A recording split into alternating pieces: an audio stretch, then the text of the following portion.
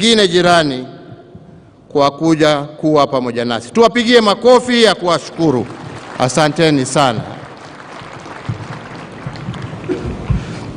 Fellow Kenyans, we congregate here today to honor one of the founding fathers of our beloved nation.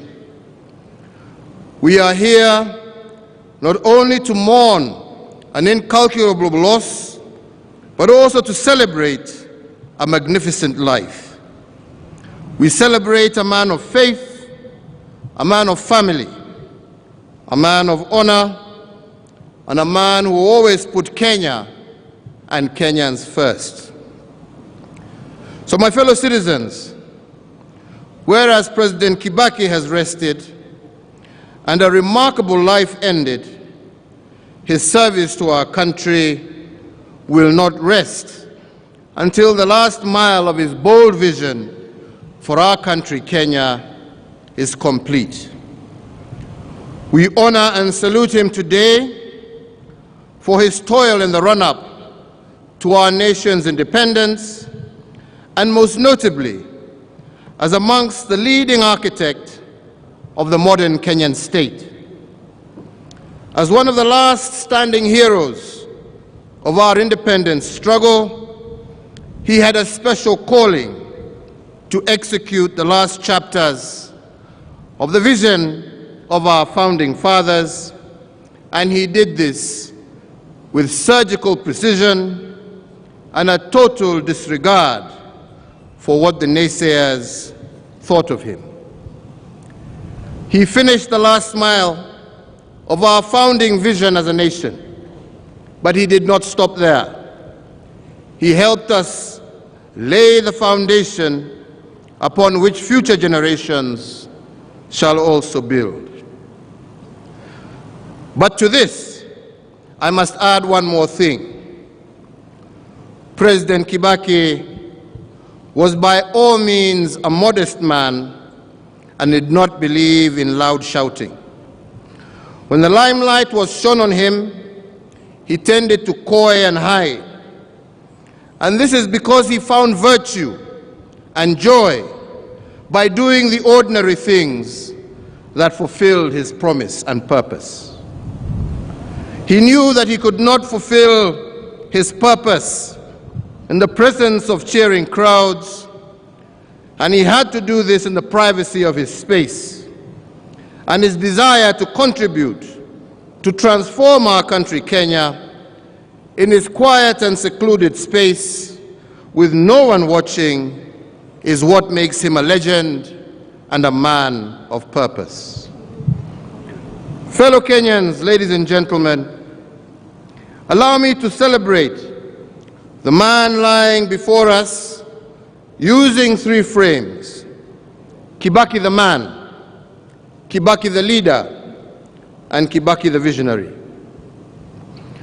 I begin with Kibaki the man, and in celebrating his humanity, I want to pose an age-old question about our existence, and that is, what is the true measure of a man?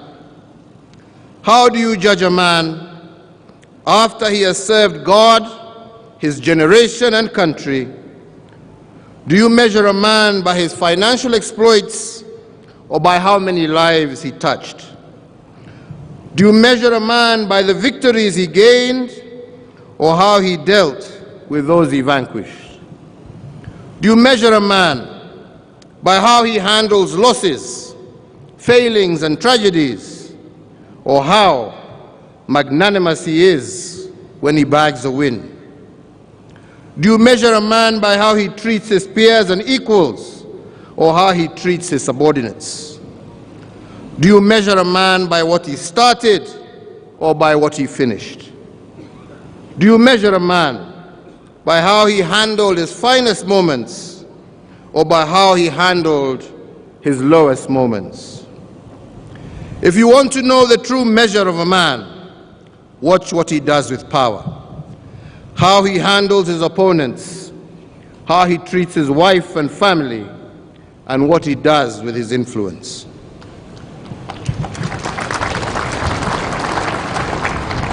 But fundamentally, as Martin Luther King Jr. taught us, and I quote, "The true measure of a man is not where he stands in moments of convenience and comfort, but where he stands in times of challenge and difficulties." End of quote. In other words, the true measure of a man is how he behaves when misfortune hits. And the question before us today, who was Kibaki the man?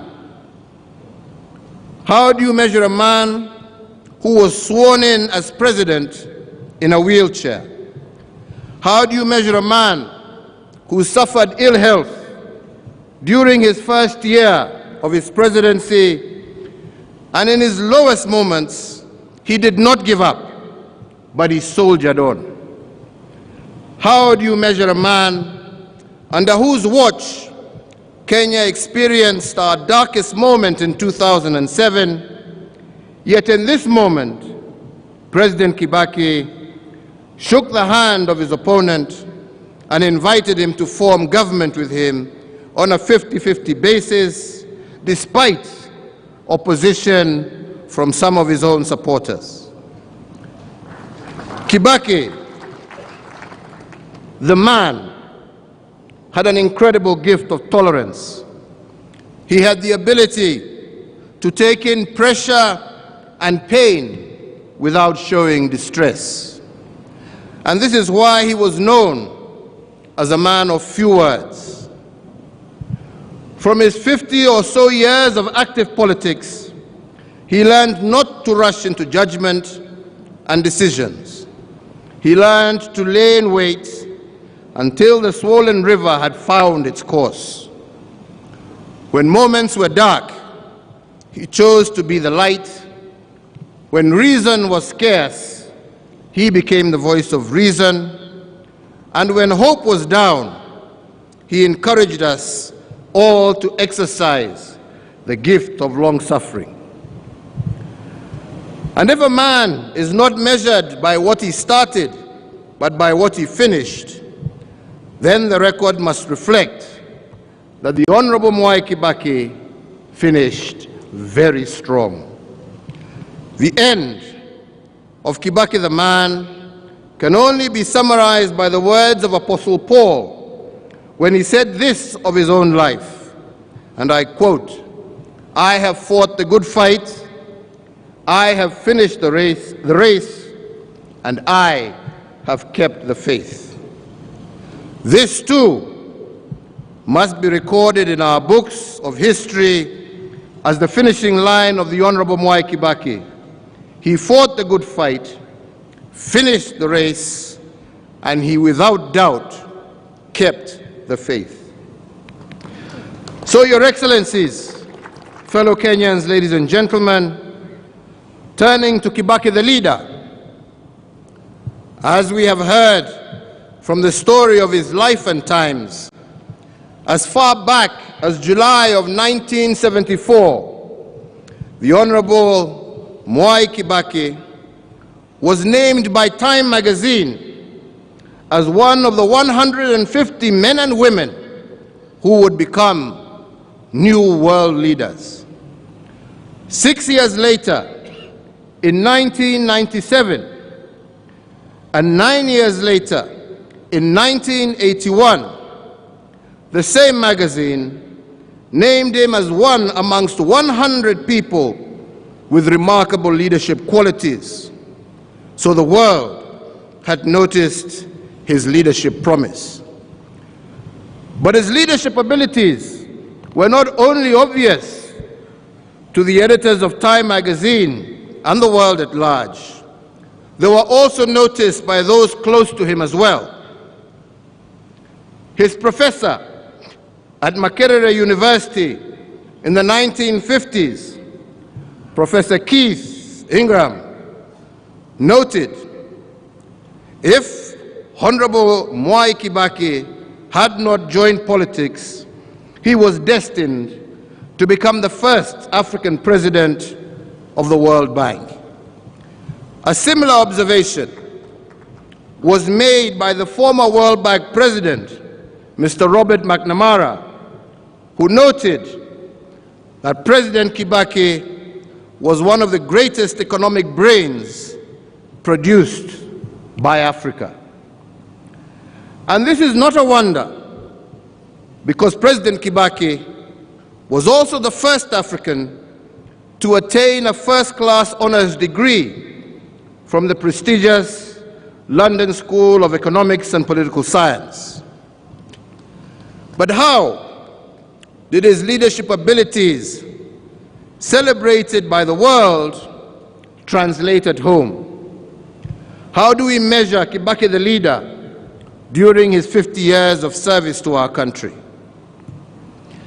At a very early age, the Honorable Mwai Kibaki knew that the biggest challenge of a leader is leading yourself. And to lead yourself, you have to be measured, you have to be disciplined and unwavering. He understood that a leader who does not lead himself will be driven by his difficulties rather than his vision. He will give in to pressure of crowds rather than the chosen path appointed for him. Such a leader will be pushed to make popular choices that please crowds, as opposed to bold choices that are good for country but may be unpopular at the moment. This ability to lead himself against the noise and buzz is what brought Mzee Kibaki this far.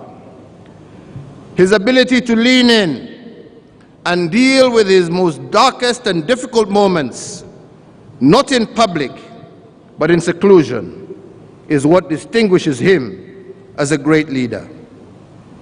And if the true measure of a man is determined by how he stands in a moment of challenge and difficulties, President Kibaki handled his political misfortunes with unparalleled grace.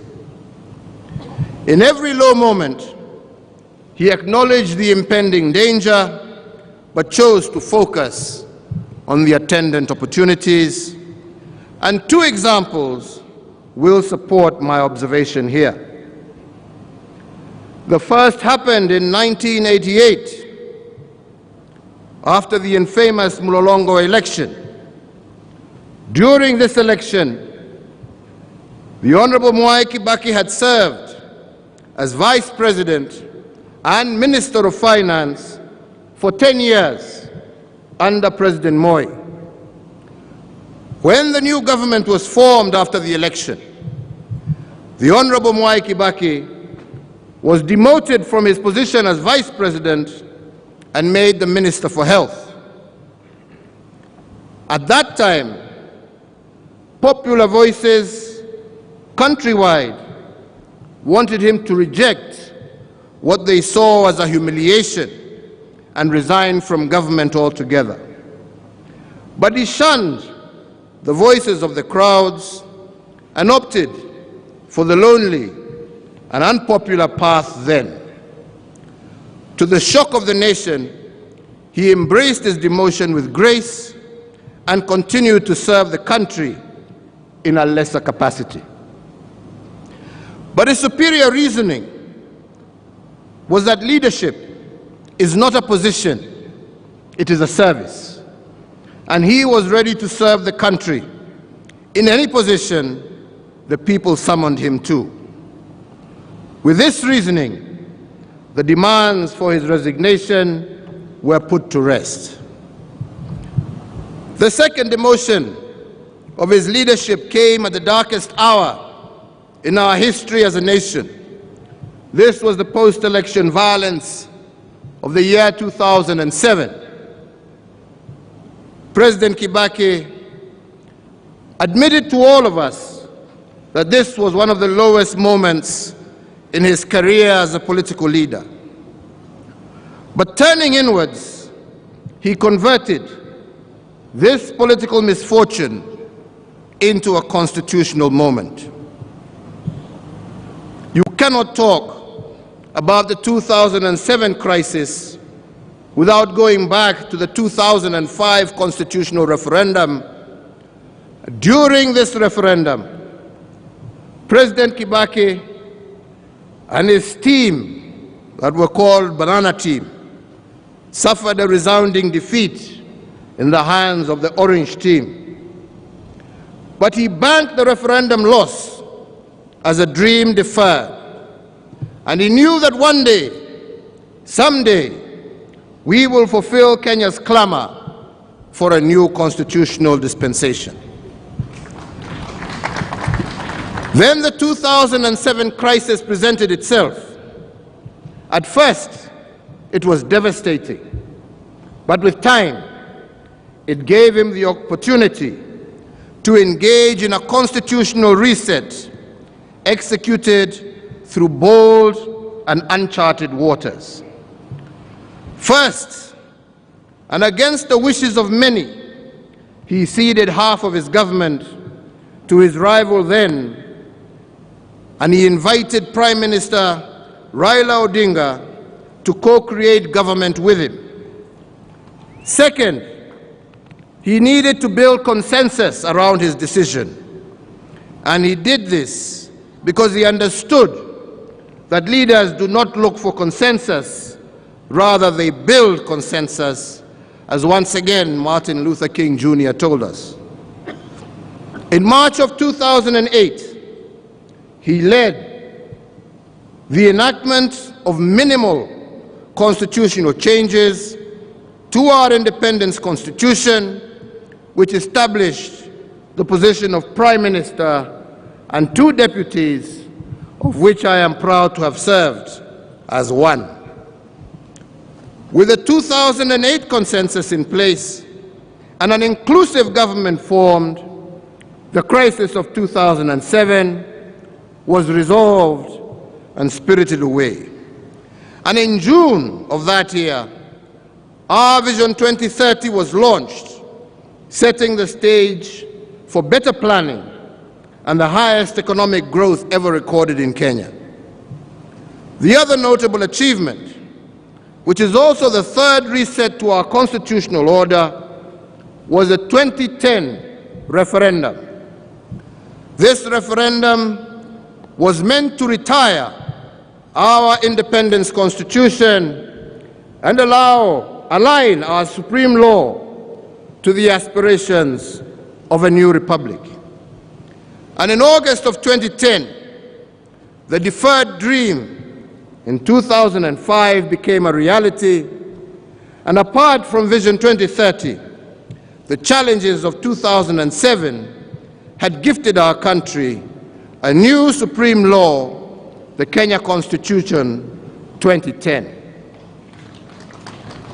If the true measure of a man, therefore, is how he stands in times of challenge and difficulties, from the 2007 dark moment of our nation, President Kibaki stood tall and turned misfortune into positive change. These examples affirm that dreams deferred can never wilt away. Finally, fellow Kenyans, I will end my brief reflections with Kibaki the visionary.